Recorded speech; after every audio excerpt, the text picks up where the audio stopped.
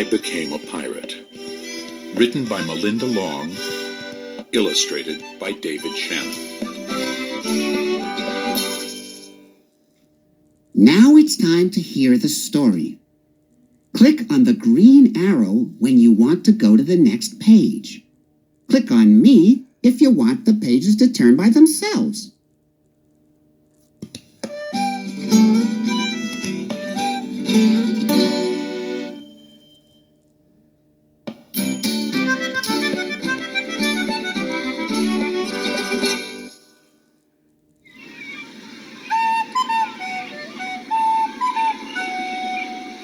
Pirates have green teeth, when they have any teeth at all.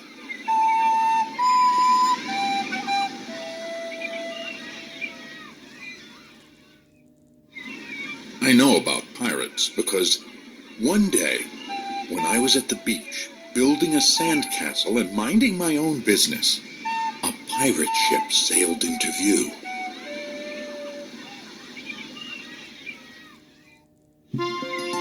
I knew what it was because its flag had a skull and crossbones on it, and because I could hear the pirates singing, "Hey ho, blow the man down." They were a little off-key. I tried to tell Dad, but he was busy setting up the beach umbrella. I tried to tell Mom, but she was busy slathering my baby sister with sunblock.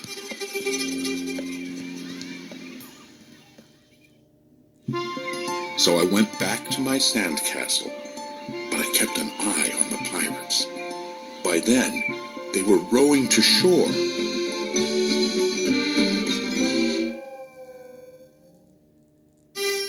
When they landed, the head pirate climbed out of the boat and yelled, "Ahoy there, matey! Be this the Spanish Main?" "No," I said. "This is North Beach."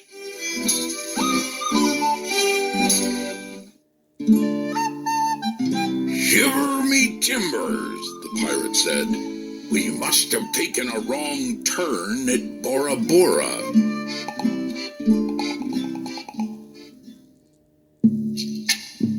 He walked around my sandcastle.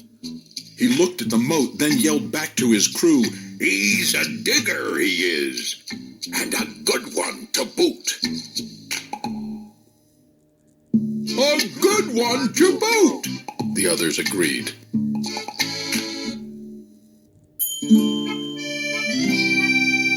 "What be your name, matey?"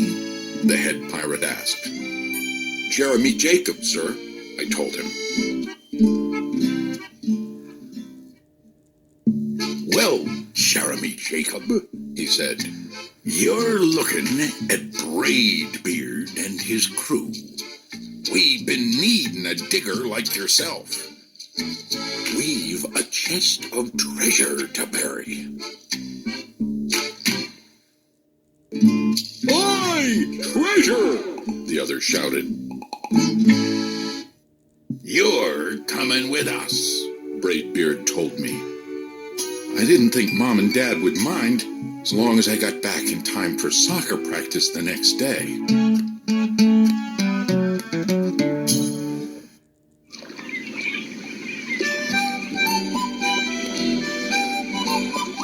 That's how I became a pirate.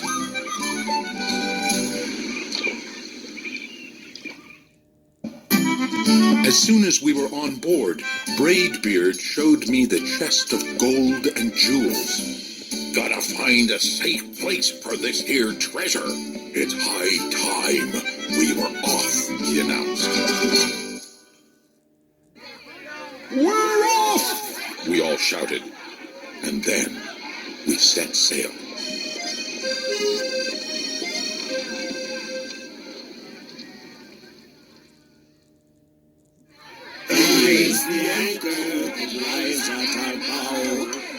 There was plenty to do on board. The pirates taught me to sing sea chanties. The louder, the better. And to say real pirate stuff like landlubber and scurvy dog.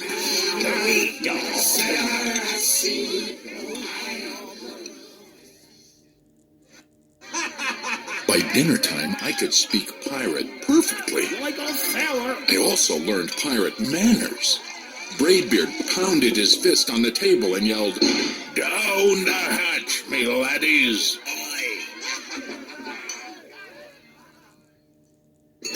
"Down the hatch!" we all shouted.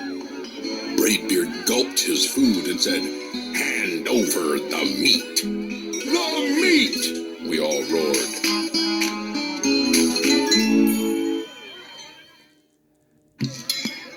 Nobody told us to finish our spinach. There wasn't any. Or to chew up our carrots. They weren't allowed on board. We talked with our mouths full, and nobody said please or thank you.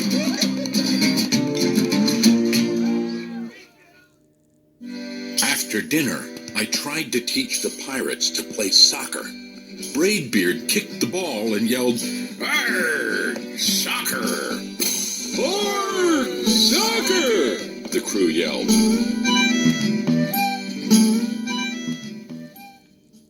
Then everybody dove for the ball at once, and it rolled right off the deck. "After it, me hearties!" Braidbeard commanded. "After it?" we all whispered.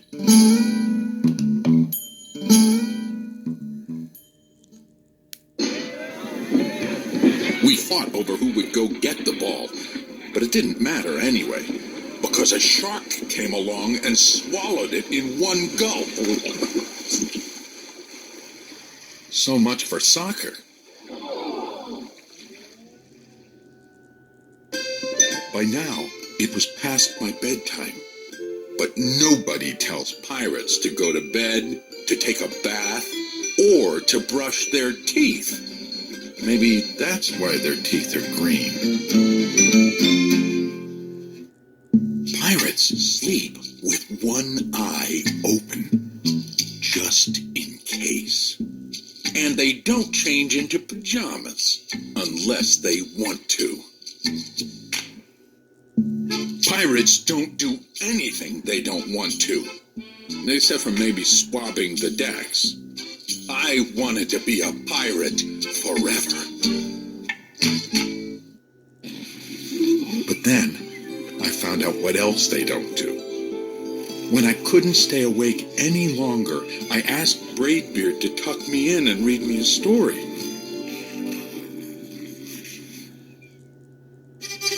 "Tuck you in?" he bellowed. "Pirates don't tuck." "No tucking!" the crew cried.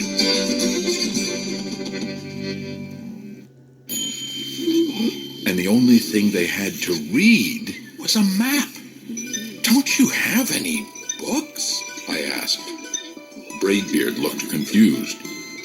"Books?" I didn't even bother to ask about a goodnight kiss.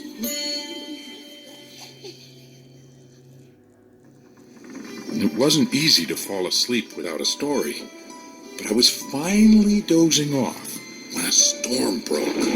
Thunder boomed and lightning flashed.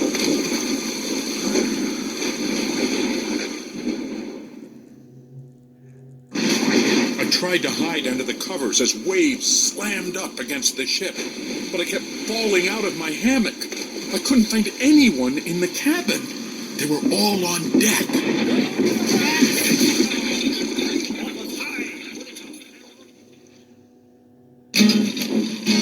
"Lower the sails!" Braidbeard shouted.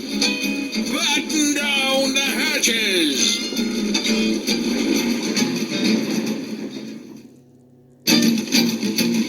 Everybody ran around yelling and lowering and battening. Nobody had time to sit close and tell me it would be over soon.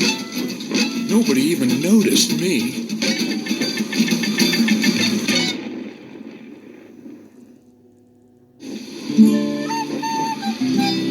I decided that I didn't want to be a pirate after all.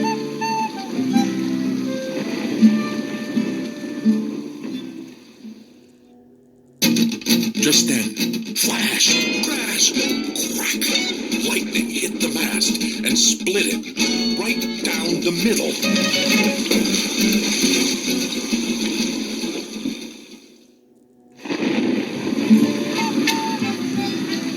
"What'll we do now?" yelled one of the pirates.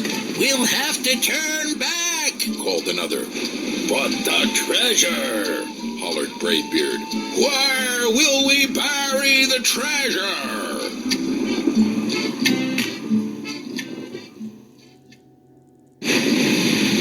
I stepped forward. "Maybe I can help," I shouted over the wind. "I think I know the perfect digging spot."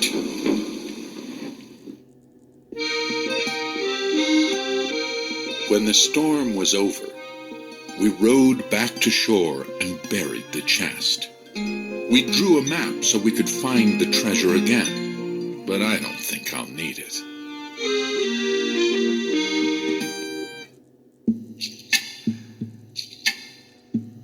After that, the pirates repaired the ship and got ready to set sail. Before they left, Braidbeard handed me a flag and said, "You make a fine pirate, Jeremy Jacob."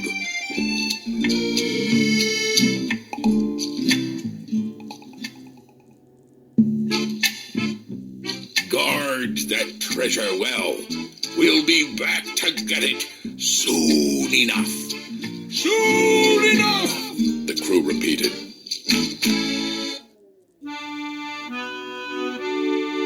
"And if you ever need us," Braidbeard added, "just run the Jolly Roger up yonder pole." "Up yonder pole," the others shouted. "And maybe I will, but not today. I have soccer practice."